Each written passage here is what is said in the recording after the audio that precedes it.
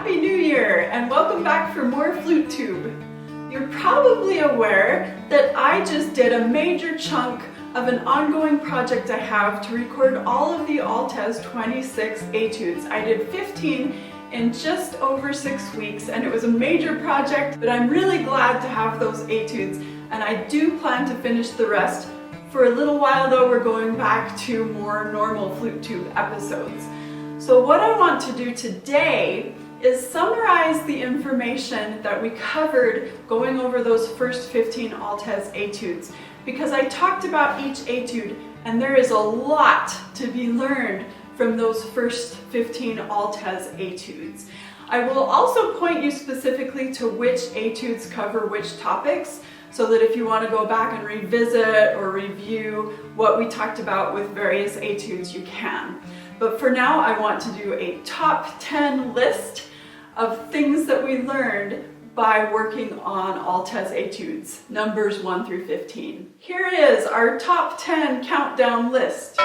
Number 10, volume is not abstract. You should never think of dynamics as being simply loud or soft. Think about why you use your voice the way you do. When you shout, why are you shouting? When you whisper, why is it a whisper? It's usually to convey an emotion, not just because of where you are contextually. And it should be similar with music. Number 9, know the composer's intentions. Why did he write this piece? For an etude, the composer will usually have a very specific technical goal. It will help you a lot to know what the composer is trying to get you to do, rather than just passively playing it without considering what was in the composer's mind. Why did he want you to play this? But that applies to music as well. Number 8, deal with repetition. After all, you're a musician. I get so tired sometimes of how repetitive various exercises and etudes are, but we need the repetition. Our muscles just need to get used to things. We are athletes of the small muscles after all. So just deal with it. It will drastically help you improve your technique, and we just have to put up with it. Number 7 is vaguely related. Use your metronome. Recognize it as the excellent tool it is. I don't know what they did hundreds of years ago before metronomes were invented. Metronomes are one of the best ways that we have to be organized and disciplined with our practice time and obviously with our rhythm. Number 6, simplify.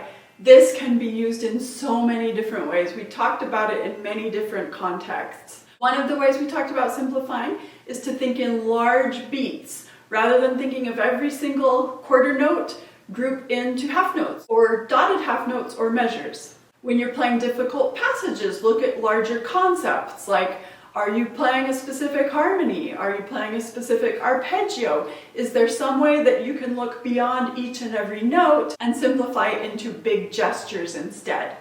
Also simplify things like your embouchure. Keep things as stable as possible. There are many different ways that we can simplify. We should always be looking for those because it will always make us more efficient. Number 5, be proactive. Never be passive. This again encompasses many things. Look up musical terms you don't know. Be proactive looking up fingerings. Don't use wrong fingerings because you were too lazy to look them up and find the right fingerings. Be deliberate and don't make guesses. Pay attention to things like finger coordination, the 3 little devils, and pay a lot of attention to details like dynamics and articulations. And remember, we talked about you may not want to bother with all of these things in your etudes, but that's what etudes are for, is to bother with details. We're going to call number 4, for me it is easy. Don't ever let us know when you're working hard. You will be working hard, but we don't want to know about it, especially when you get to really complicated circus acts kinds of technique. You want to keep to yourself how hard you're working and make us think that for you, anything is easy because your technique is just that good. Number 3, I am the master of my flute. Often you'll be instructed to do things on the page that your flute does not want to do. For instance, if you need to play in the low register very loud and then in the high register very soft. So remember that you are the master of your flute. Be proactive again. Play what you musically want to have happen and make your flute cooperate with you. We're getting to the really good ones now. Number 2, running out of etudes is the worst thing that can happen. And going hand in hand with that, etude rationing is never allowed. If you're getting towards the end of an etude book, get the next one quickly. Be proactive so that you won't run out and you won't have to ration your etudes. And number 1 thing that we learned from practicing etudes. Etudes should always sound like music, but music should never sound like etudes. Listen to yourself while you're playing.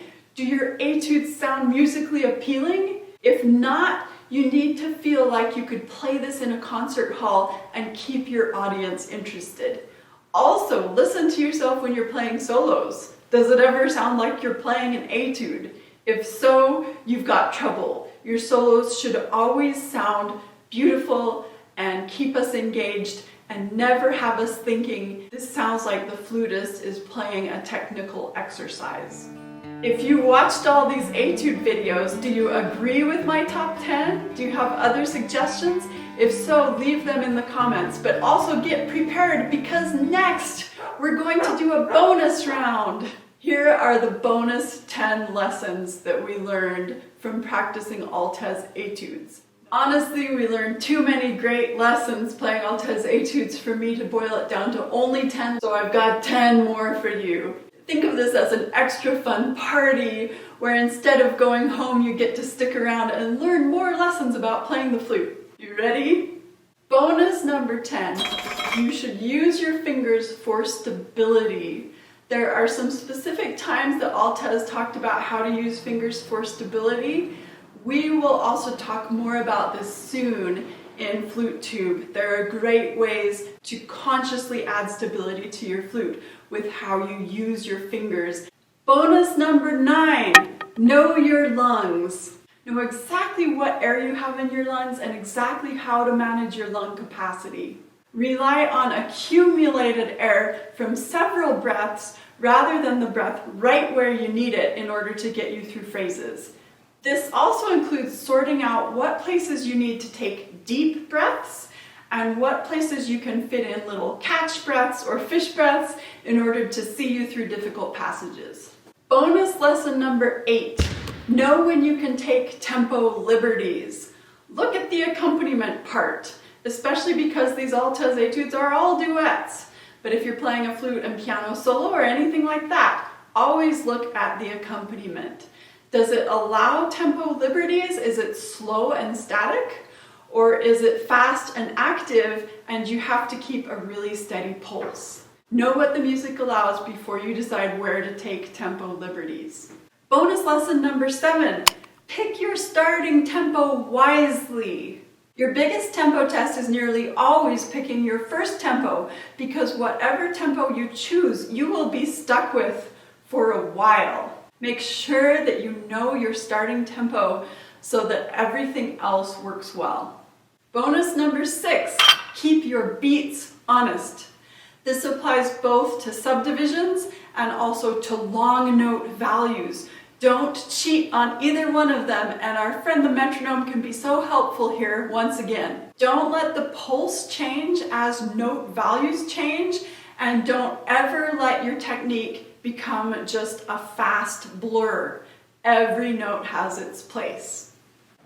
Bonus number 5, always know or learn the musical context. Where did this music come from? Who was the composer? When was it written? Is it connected to any other music or work of art? What inspired this music? Why was it written? It will always make your experience playing music better, deeper, richer if you know all of these things about it. Bonus lesson number 4, all muscles improve.